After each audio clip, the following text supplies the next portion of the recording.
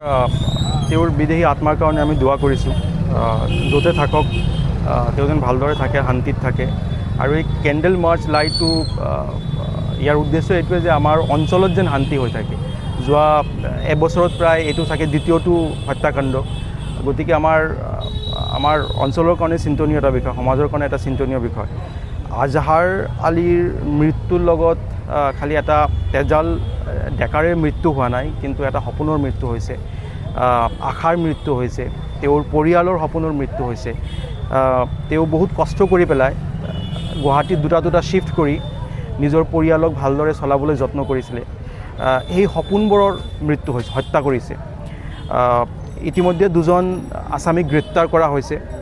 আমি আশা কৰোঁ যেন এটা ৱাটাৰ টাইট চাৰ্জশ্বিট যেন সোনকালে জমা কৰে, কোনো যেন লেকুনা বা লুপ হোলছ ইনভেষ্টিগেশ্যনত নাথাকে।